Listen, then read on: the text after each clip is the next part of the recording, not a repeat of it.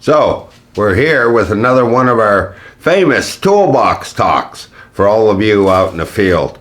I want to remind you, you guys have all been doing a great job. Beautiful job out there with the washing hands thing, the hand sanitizer, making sure everything's okay. Maintaining 6 feet of distance, really important. And we've been doing it. We have been there and we have done it for 5 months. You guys have done a great job. Even with the masks in the hot weather, pulling up our masks, making sure everything's right, making sure socially distancing. We've done a great job and I congratulate you. But today, it's funny, we lost power to our building the other day. Building went down, no power. We had to call in the guys up there at Norway to help us out. They came in and it actually amazed me how they actually do this, checking our power going through. But they used a lockout, tagout procedure that I wanted to go through, refresh those people that don't use it on a everyday basis. And I was talking with Jeff up there, and Jeff said, here's how we do it. And I wrote some notes down here on my paper plates to actually share with you today. So I want to remind you, when we start to look at lockout, tagout, first thing is notify everybody in the area, any affected employees, that we're shutting down, we're shutting power down. It could come back up. We want to make sure and let everybody know that we're putting into place a lockout, tagout procedure, and that we're going to be working on this for a little while.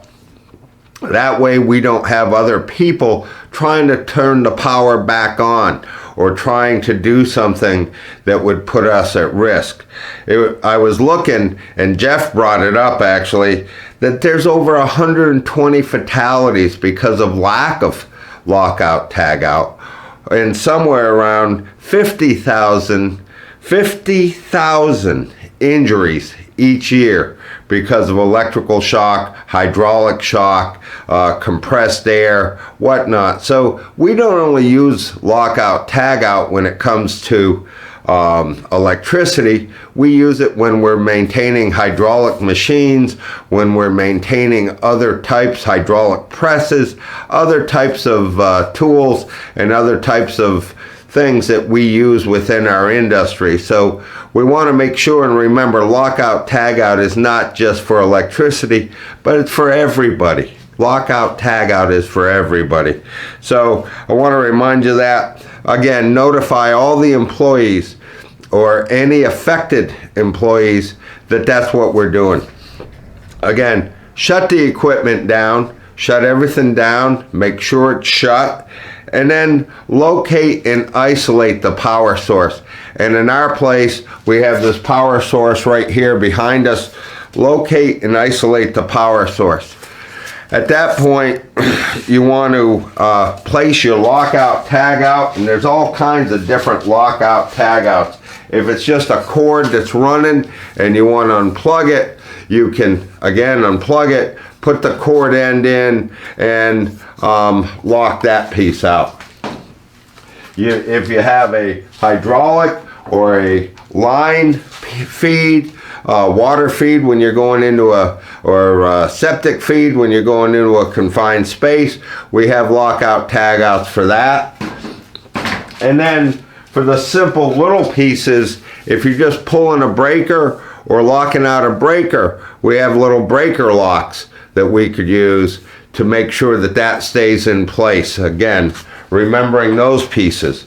But in our situation, we came in and there were 2 or 3 of them, so they used a gang, again, a gang lock, and they turned around, placed it up on the piece, placed it on the piece, and then they put their locks on it.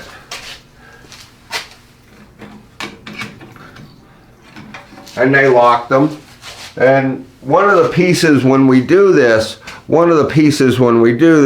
is we use a little lockout, tagout form or piece that hangs off there. Again, clearly identifies people not to operate. And on the other side, it identifies the name, who put it on, when they expect to complete it. And that can't be removed by anybody but that person that actually put that lockout, tag out piece on. So we use a little tag up there. We again lock and tag the controls with our locks, whoever's doing the work. And if it's a gang, you can put 4 or 5 locks on the piece.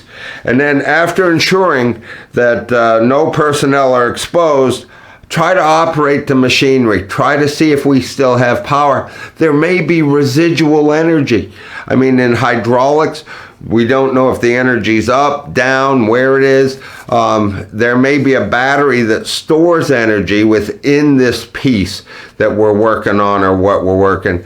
So again, bleed any residual energy off there and make sure it's safe to actually start working now.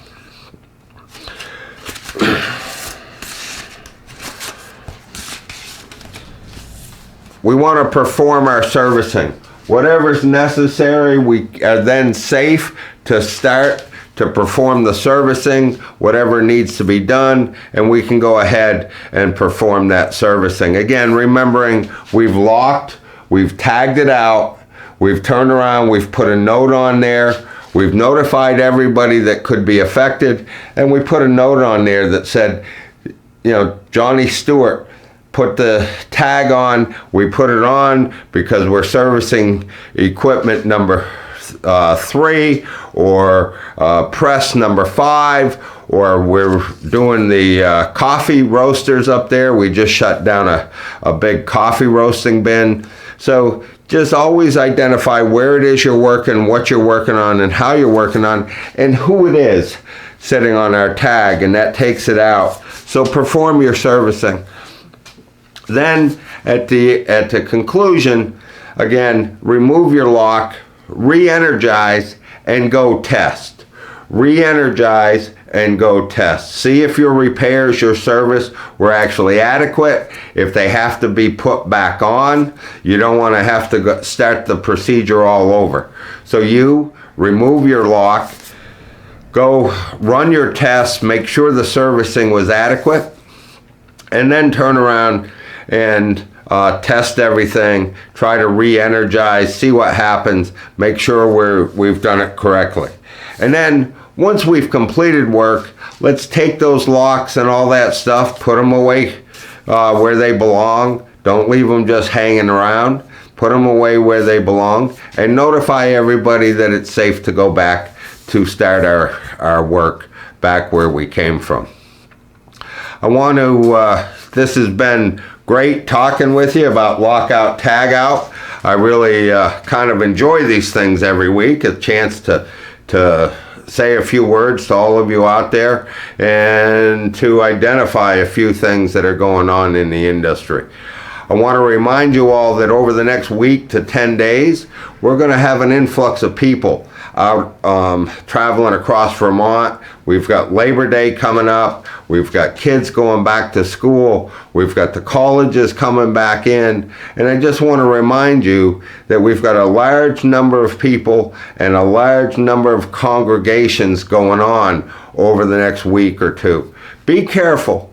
I'm not telling you not to go to them. I'm telling you, if you go, let's be careful. Let's try to maintain our 6 feet of space at these things. Let's try not to get into hugging and holding people that we haven't had contact with over the last summer.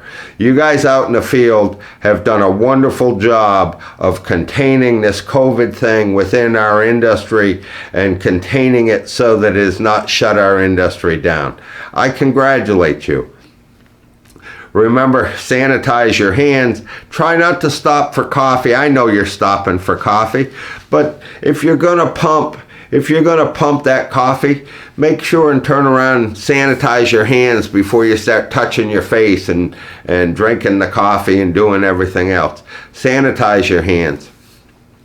Biggest thing we can do is keep those masks up. I'm gonna remind you guys, Keep your mask up. Don't let your guard down here. We've only got a little time left. Let's try to make it all successful. Again, remember the proper procedures for lockout, tagout. Remember, keep your mask up. Don't let your guard down. My name's Richard Wobby. I'm with the Associated General Contractors and the Vermont Independent Electrical Contractors Association. I'm here for you. I'm here for you. If you need anything, you want to talk, give me a call at 802-223-2374. And again, keep your mask up. Don't let your guard down. Thank you all for joining me today. This has been great.